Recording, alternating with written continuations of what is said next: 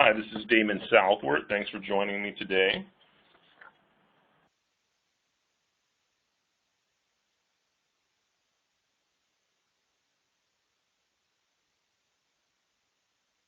So can everyone see the slides okay? If not, please let me know in the chat.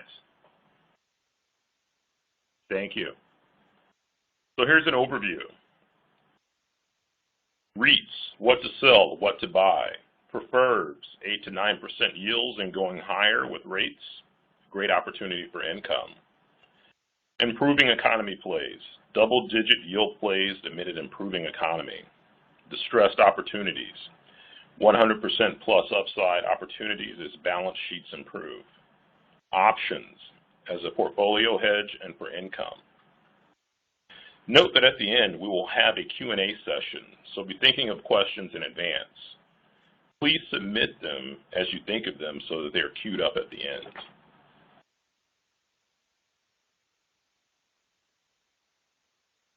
REITs will fall, and I'm a buyer. Property REITs have been seen as a safe haven for income investors. The REIT index, ETF, VNQ, is up as much as 20% in 2016. Since its late July 52-week high, VNQ is down 11% as rising rate fears rattle the markets.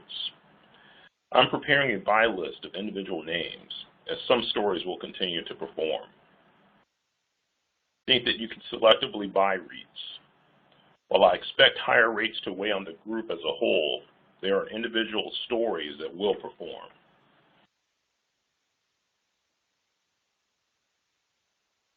NXRT is on my buy list. Next Point Residential Trust is an apartment REIT that focuses on Class B properties. The stock currently yields 4.5% with the prospect of dividends going higher.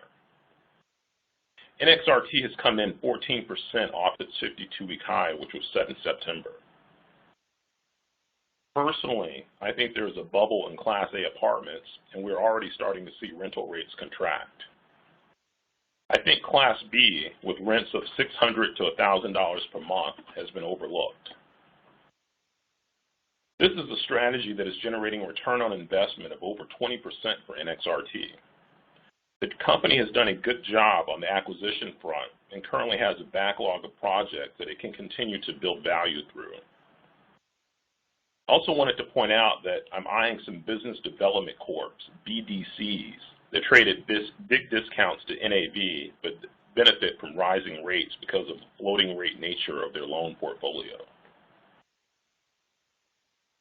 On the BDC front, I'll start to get into more details of those in the coming weeks, but the yields on some of those names is in the low double digits, 12 to 14. Some of the names are trading at 15 to 20% discounts to net asset value. I like preferreds for income because of the higher yields and lower volatility relative to individual stocks. However, there's enough volatility that proper due diligence can lead to amazing long-term buys with double-digit yields. Some preferreds also benefit from favorable tax treatment in that their payments are taxed as dividends rather than as interest income, which can effectively save you 200 basis points per year on your taxes.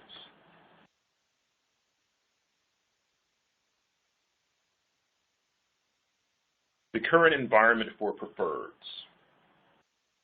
There's a race to get deals out the door before interest rates rise. Market volatility in early 2016 has led to an improvement in the quality of preferred offerings. That is to say, less junk being brought to market. Now it is not unusual to see 8 to 9% yields on new paper. Currently there are opportunities for yields of 9 to 10% as rates rise. I expect to add a number of new positions near term in my preferred portfolio and have 2 ideas in the works as we speak.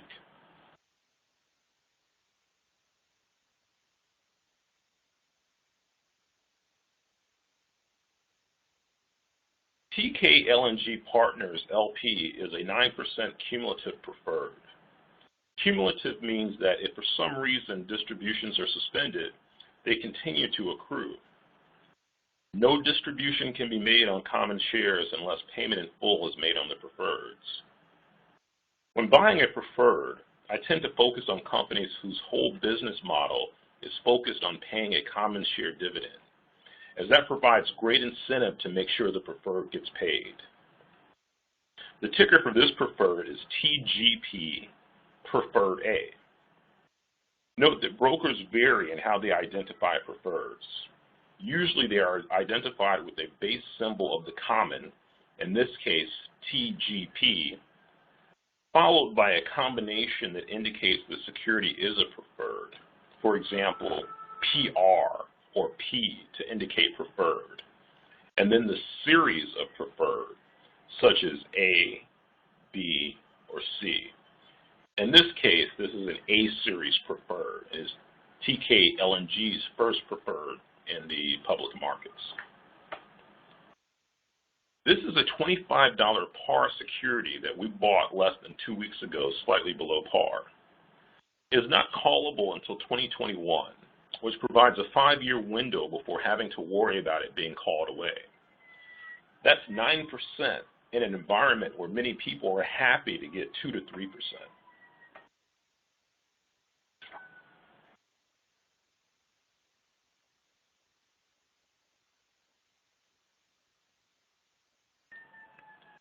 Again, please remember to submit any questions that you may have into the chat area.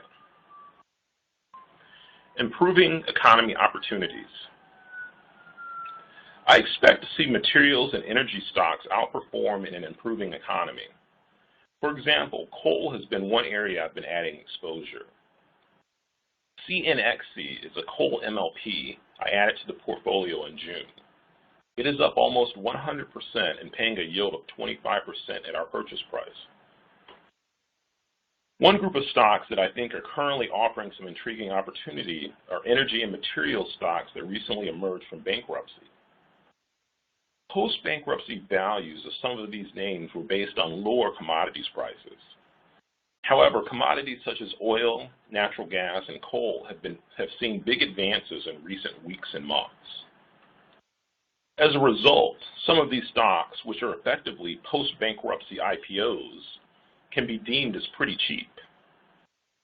Halcon Resources, HK, is a name I recently added to my distressed energy portfolio.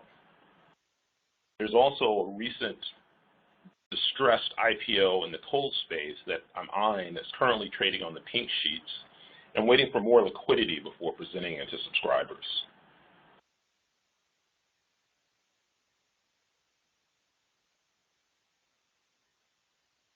Distressed preferreds. As energy prices have improved, we have seen spectacular rebounds in prices of distressed preferreds. Chesapeake Preferred D is an example of a name we've played for outsized gains. It has risen more than 100% since going into my spec portfolio, yet it is still trading at less than 50% of par. I added a new name to the portfolio recently, GST Preferred B, that traded at a 50% discount to par and plans to reinstate its distributions in April. I think the security could potentially have 100% upside from our entry price. As an example of the potential of a distressed preferred, look no further than Brightburn Energy's preferreds, which have soared over 700% in just the past 2 weeks. The ticker for the Brightburn preferreds is BBPPQ.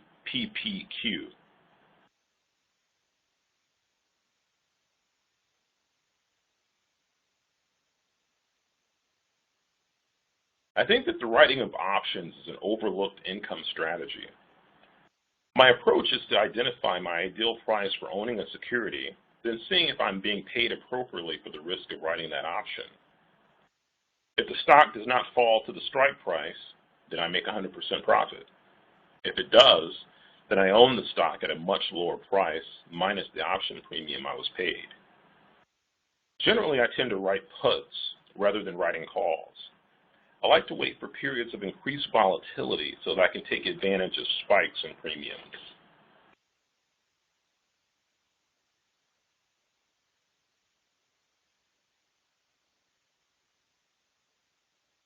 Thank you for your participation on the call today.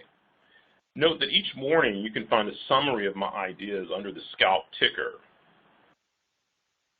We will now move into the Q&A session. If I don't have a chance to address your question during Q&A, I will reply to you directly via email.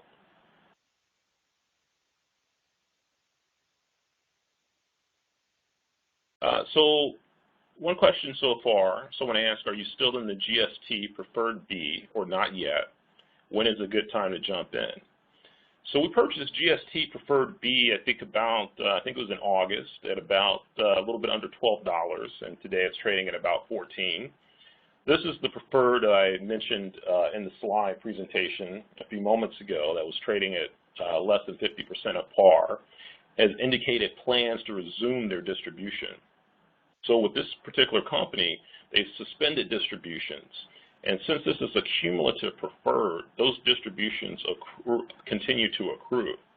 So before the company can resume any monthly or quarterly distribution payments, they have to make up all of those distributions that they've missed. So in April, it will have been a year since they suspended. So essentially, they'll have to make a payment of approximately, I think, $2.30 of suspended distributions that they've made. And their plan is to make those distributions in stock. So you'll probably receive stock in your account, then you have to go in and sell the stock. In terms of a buy price, I like that $12 area. There's a little volatility in this particular name, so if it goes back there, I would consider potentially, if I didn't own it already, buying it there. One of the important things to do, though, is to keep an eye on the common stock.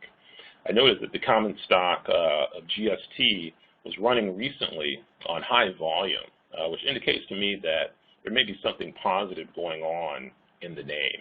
The company currently is testing a variety of wells in their primary play, basically trying to prove the efficiency of those wells.